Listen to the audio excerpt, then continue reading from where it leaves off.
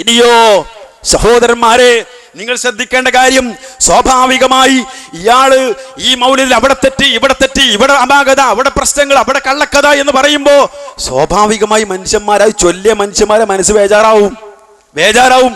ഇപ്പൊ തന്നെ ബേജാറാവുണ്ടോ പല ആൾക്കാരും മനസ്സ്? പടച്ചോനെ, എന്റെ പേരിൽ അത്ര വക ഉണ്ടല്ലോ, ഇയാളെ പേരിൽ ഇത്ര ഉണ്ടല്ലോ, അവിടെ ഇത്ര വക ഉണ്ടല്ലോ, ഇതിപ്പോ ഇന്ന് പോരുമ്പോ വരെ ഇന്ന ആള് ചെല്ലുണ്ടല്ലോ, ഉമ്മ ചെല്ലുണ്ടല്ലോ, ഉപ്പ ചെല്ലുണ്ടല്ലോ, വെല്ലിമ്മ ചെല്ലുണ്ടല്ലോ, വെല്ലിപ്പ ചെല്ലുണ്ടല്ലോ, കുടുംബക്കാർ പറഞ്ഞു ചെല്ലുണ്ടല്ലോ. തെറ്റാണെന്നാണല്ലോ അലവി സഖാഫി പറഞ്ഞത്. ചിന്തിക്കുണ്ടാവൂലേ? അതെ, ആ നിലക്കുള്ളൊരു ബേജാറിന്റെ ചോദ്യം സത്യത്തിൽ അന്ന് ആ ചർച്ചയിൽ വന്നു. ഒരു സുഹൃത്ത്, ഐക്യവേദിയിൽ പ്രവർത്തകപ്പെട്ട സുഹൃത്ത് ചോദിച്ചു, എന്റെ വെല്ലിമ്മ 90 വയസ്സായ എന്റെ വെല്ലിമ്മ, ആ വെല്ലിമ്മ മുസ്ലിയാരെ, ഇതാ എന്റെ വീട്ടിൽ പാരായണം ചെയ്യുന്ന കിതാബാണിത്, സബീരന്റെ ഏടാണിത്, ഇത് തെറ്റോ ശരിയോ പറയൂ നിങ്ങള്. അല്ലാത്ത മനസ്സിൽ തട്ടിയ ചോദ്യമാത്, മനസ്സിൽ തറച്ച ചോദ്യമാത്, നിഷ്കളങ്കമായ ചോദ്യമല്ലേ അത്? അതെ, അതിനു മുമ്പിൽ മുസ്ലിയാർ ആകപ്പാട് എടങ്ങേറാകുന്ന മറ്റൊരു ദൃശ്യം കാണൂ നിങ്ങൾ.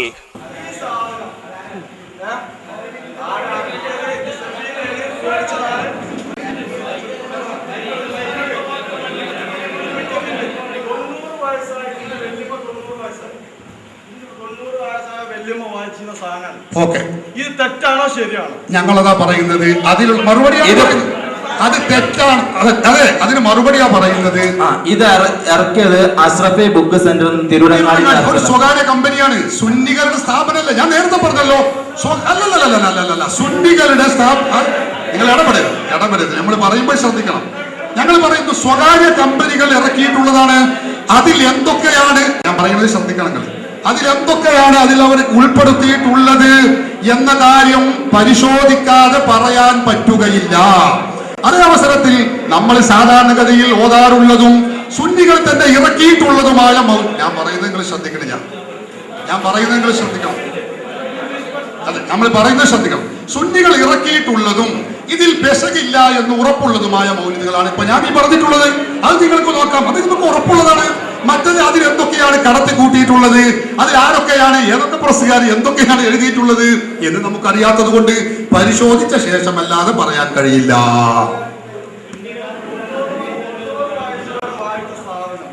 ഇത് ശരിയാണോ തെറ്റാണോ? അതായത് കീറിക്കളയാൻ പാടില്ല, ഒരിക്കലും കീറിക്കളയാൻ പാടില്ല. കാരണം അതിൽ നമ്മൾ ഈ പറഞ്ഞ മൗലിദുകൾ ഉണ്ടല്ലോ. ഇത് എന്റെ വളരെ വ്യക്തിപരമായ കാര്യം. അതെ, മുസ്ലിം ഐക്യവേദിയോടോ അല്ല, അതിന് മറുപടി രണ്ടു കൂട്ടത്തിലൊരു ഉത്തരം തന്നെ. ഞങ്ങൾ പറയുന്നു, വെല്ലിമ്മ വായിച്ച സാധനം തെറ്റാണോ ശരിയാണോ? ആ പറഞ്ഞ മൗലിദ് കീറിക്കളയാൻ പാടില്ല. മൗലിദുകൾ നമ്മൾ ഈ പറഞ്ഞിട്ടുള്ള ഉദ്ധരിച്ചിട്ടുള്ള മൗലിദുകൾ പൂർണ്ണമായും ശരിയാണ്. അല്ലാത്ത മൗലിദുകൾ നമ്മൾ സാധാരണ വീടുകളിൽ ഉപയോഗിക്കാറുള്ളതോ ഓതാറുള്ളതോ അല്ല. അത് പരിശോധിച്ചതിന് ശേഷമേ അതിൽ വല്ലതും കടത്തി കൂട്ടിയിട്ടുണ്ടോ എന്ന് ഉറപ്പുവരുത്താൻ പറ്റുള്ളൂ. മറ്റൊന്ന്, വല്യമ്മ ഓതിയതാണെന്ന് പറഞ്ഞു, വല്യമ്മ അതിലുള്ള മുഴുവനും കൂടി ഓതിയിട്ടുണ്ടോ എന്ന് നമുക്ക് അറിയുകയുമില്ല. മനസ്സിലായോ? കാരണം ഞാൻ ഉദാഹരണം പറയാം. മക്കൂസ് അതിലുള്ള ഒരു മൗലിദാണ് ജാല മുഹമ്മദ് മൗലിദ്. ആ മൗലിദിൽ ഇവർ തന്നെ കടത്തിക്കൂട്ടിയിട്ടുണ്ട്. ബദർ ദിവസം 12,000 ആളുകൾ തോറ്റോടി. അത് നുണയാണ്, ശരിയല്ല. അത് ഞങ്ങൾക്കറിയാം. അതുകൊണ്ടാണ് ഞാൻ പറയുന്നത്, അതിൽ നുണകൾ പലതും കടത്തി കൂട്ടിയിട്ടുണ്ട്. അത് പരിശോധിച്ചിട്ടേ പറയാൻ പറ്റുള്ളൂ. വല്യമാനെ കുറ്റപ്പെടുത്തേണ്ടതില്ല. വല്യമ്മ നല്ല ശുദ്ധഗതിക്കാരിയാണ്, സുന്നിയാണെന്ന് ഉറപ്പാണ്. കാരണം മൗലിദ് ഓതുന്നവരാണല്ലോ. അത് ശുർക്കും കുഫ്റുമാണ് അപ്പുറത്തുള്ളവർ പറയുന്നത്. അതുകൊണ്ട് വല്യമാനെ ചീത്ത പറയേണ്ടതില്ല, വല്യമോദ്യ മൗലിദിനെ കുറ്റപ്പെടുത്തേണ്ടതില്ല. അതൊക്കെ വളരെ നല്ലത് തന്നെയാണ്. പക്ഷെ നമുക്ക് വാദപ്രതിവാദം ചെയ്യണമെങ്കിൽ അതിൽ നമ്മൾ അംഗീകരിക്കുന്ന എണ്ണിപ്പറഞ്ഞ മൗലിദുണ്ടല്ലോ, സുന്നികൾ ഇറക്കിയ മൗലിദ് കിതാബാണ്. ഇതിലുള്ളത് പൂർണ്ണമായി ഞങ്ങൾ അംഗീകരിക്കുന്നു. വാദപ്രതിവാദം ചെയ്യാം. ഇതിലുള്ള മൗലിദുകൾ റെഡിയാണ്, ഞങ്ങൾ റെഡിയാണ്. പിന്നെ അതിൽ വേറെ പല മൗലിദുണ്ട്. അതിൽ ആരൊക്കെയാണ് കടത്തിക്കൂട്ടിയുള്ളതെന്ന് പരിശോധിച്ച ശേഷമേ വിധി എഴുതാവൂ. അതാണ് ഞങ്ങൾക്ക് അതേക്കുറിച്ച് പറയാനുള്ളത്. ഇതാണ് സ്ഥിതി. നേരിട്ട് ചോദ്യമാണ് ചെന്നപ്പോ മൂപ്പർ പറയണം, അത് പരിശോധിച്ചിട്ടേ പറ്റുള്ളൂ. ഇത്രയും കാലം എന്തെങ്ങൾക്ക് പണി?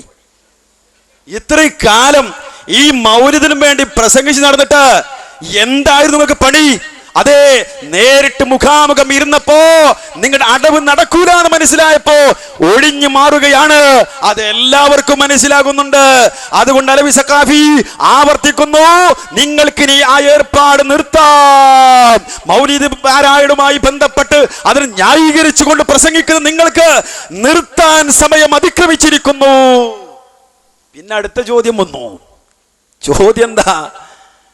അടുത്ത ചോദ്യം, അല്ല മുസ്ലിയാരെ, തെറ്റാണെന്ന് ഇപ്പൊ നിങ്ങൾ പറഞ്ഞു. തെറ്റാന്ന് പറഞ്ഞപ്പോ ഞാൻ എന്റെ വെല്ലിമ്മ ചൊല്ലിന്ന് ചോദിച്ചപ്പോ സ്വാഭാവികമായിട്ട് ഇയാൾ എന്ത് പറയണം? അത് കീറിയിടണോ? കീറിയിടണ്ടേ? കീറിയിടണ്ട, നല്ലത് തൊയിലുണ്ട്, അത് മാത്രം നിർത്തി ബാക്കി ഒഴിവാക്കാൻ പറ്റുമോ? പറയണ്ടേ? പറയില്ല. കാരണം രണ്ടു പറഞ്ഞാലും കുടുങ്ങും, അല്ലെങ്കിൽ തന്നെ കുടുങ്ങിക്കണ്, കുടുക്കിന്റെ മേലെ കുടുക്ക് ഒഴിവാക്കാനാവും. ഏതായിരുന്നാലും ആ നില കൊടിഞ്ഞു മാറാൻ ശ്രമിക്കുന്നു. അടുത്തൊരു ചോദ്യം എന്തായിരുന്നു? അപ്പൊ ഉസ്താദേ, മുമ്പ് ചൊല്ലിയ കുറെ ആൾക്കാരുണ്ടല്ലോ, ഇത് തെറ്റാന്ന് നിങ്ങൾ പറഞ്ഞേ. ആ തെറ്റായ സംഗതി അത് ചൊല്ലി മരിച്ചുപോയ ആൾക്കാരുടെ ഓല സ്ഥിതി എന്താ? ഇത് വായിച്ചു. 90 വയസ്സായതിന്റെ വല്യമ്മ ഇതുവരെയും വായിച്ചു. ഇതിന്റെ മുമ്പ് ഈ മരിച്ചുപോയ ആൾക്കാർ ഇത് വായിച്ചിരുന്ന ആൾക്കാർ മരിച്ചു പോയിട്ടുണ്ടാവും. അവരിത് ഓതിയിട്ടുണ്ടാവും. അപ്പോ ഇത് അവർ ഓതിയത് തെറ്റാണോ? തെറ്റല്ലേ? അപ്പൊ ഇതില് എഴുതിയത് തെറ്റാ നിങ്ങൾ പറയുന്നുള്ളൂ. ഇതിലിപ്പോ തെറ്റ് അല്ല. ഒരു മിനിറ്റ്. ഓക്കെ മനസ്സിലായി. ഇപ്പൊ ഓക്കെ, അത് ശരിയാണ്. നിങ്ങൾ പറഞ്ഞത് ശരിയാണ്. ഇല്ല, ഇത് മുസ്ലിം ഐക്യവേദിയുടെ ചോദ്യമല്ല, ഇത് എന്റെ വ്യക്തിപരമായ ചോദ്യമാണ്. ഇതിൽ നിങ്ങൾ ഇപ്പൊ അവിടുന്ന് ഇതൊന്ന് ഒരു ചൊല്ലിയിട്ട് നിങ്ങൾ പറഞ്ഞു തെറ്റാണ് ഇല്ലേ? ഒരു ഉദാഹരണം പറഞ്ഞിട്ടില്ല. ഇതിൽ വായിച്ചു അത് നിങ്ങൾ തെറ്റാണെന്ന് പറഞ്ഞു അല്ലേ?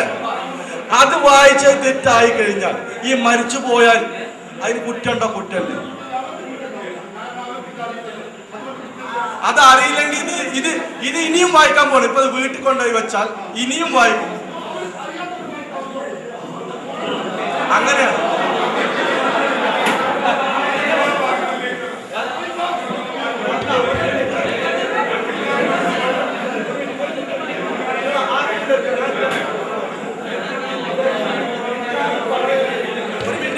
ഇത് തെറ്റായി നിങ്ങൾക്ക് അത് തെളിയിപ്പിക്കാനുള്ള ബാധ്യത ഉണ്ടോ? ഇത് തെറ്റാണെന്ന്.